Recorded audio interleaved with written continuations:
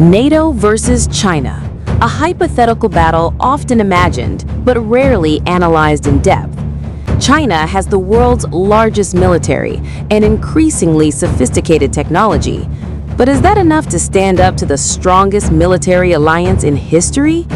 In this video, we'll unpack 6 fundamental reasons why the PLA, China's military, is highly likely to lose if it goes head-to-head with NATO.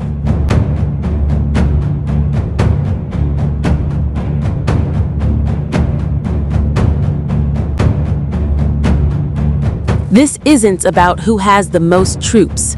Modern warfare is determined by factors often unseen: experience, logistics, technology, and most importantly, allies.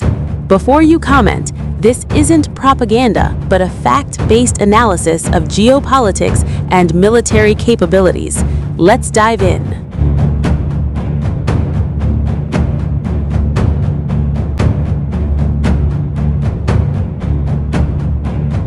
The first and most crucial reason: combat experience. The PLA hasn't been involved in a large-scale conflict since the war with Vietnam in 1979. That was over 40 years ago. The majority of their personnel and officers have never experienced real combat. Compare that to NATO. America, Britain, France, Turkey.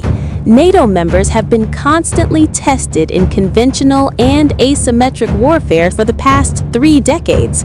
Experience in coalitions, joint operations, and facing real threats is a curriculum that money can't buy. In war, classroom theory often falls apart on the real battlefield.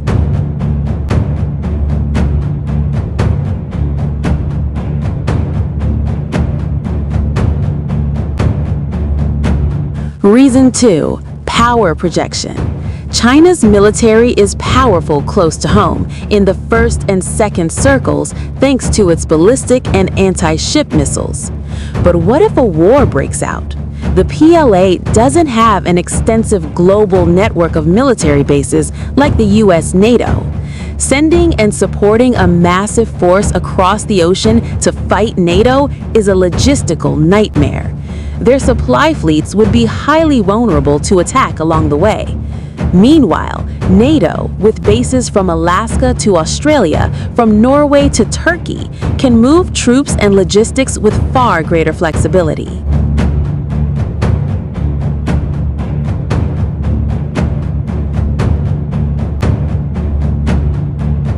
Reason 3: supply chain vulnerability. China's economy is a behemoth, but it relies heavily on imports of energy, oil, gas, and key technologies through sea lanes that are easily blockaded. Imagine NATO navies with the US as the backbone enforcing a maritime blockade. China's economy could be strangled. Meanwhile, NATO economies, while impacted, are more dispersed and have strategic reserves. In a long war, economic survivability is as important as the number of tanks.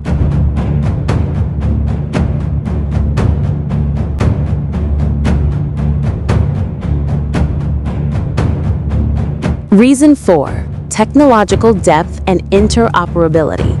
China has been closing the gap very rapidly, but NATO still leads in key technologies: stealth, submarines, and most importantly, systems integration.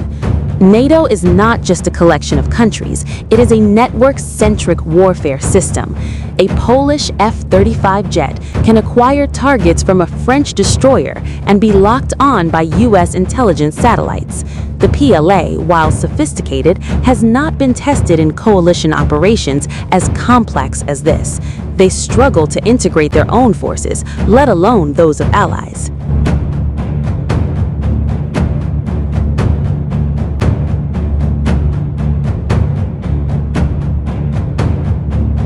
Reason 5: undersea dominance. The sea is the most stealthy and deadly domain. Here, NATO's advantage, especially the US and UK, is overwhelming. Their nuclear submarine fleet is larger, quieter, and has been patrolling every corner of the ocean for decades. They could threaten Chinese surface vessels, blockade them, or even target land targets from unsuspecting distances. Plus, the US has a tactical nuclear arsenal stationed in Europe, a deterrent China lacks.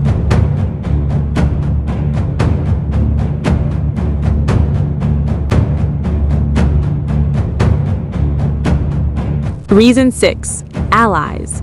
Modern warfare is coalition warfare. China has virtually no strong, reliable military allies in a full-scale conflict. Who would stand by China? Compare that to NATO, 32 core nations, plus strategic partners like Japan, South Korea, Australia, and New Zealand.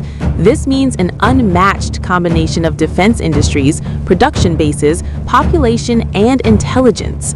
China would be facing nearly the entire technological and industrial power of the world.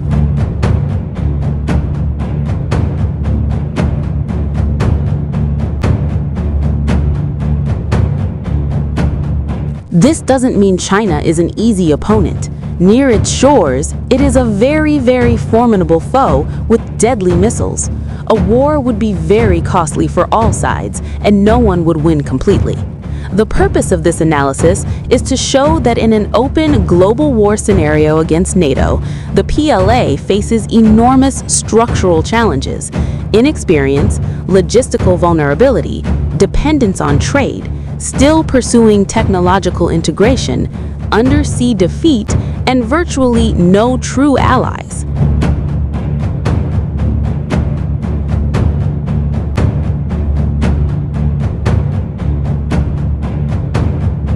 So, what are your thoughts? Do you agree with this analysis, or are there other factors you consider important? China is a great power, but NATO is designed to face great powers. Don't forget to like this video if you found new insights, subscribe for more in-depth geopolitical and military analysis, and turn on the notification bell.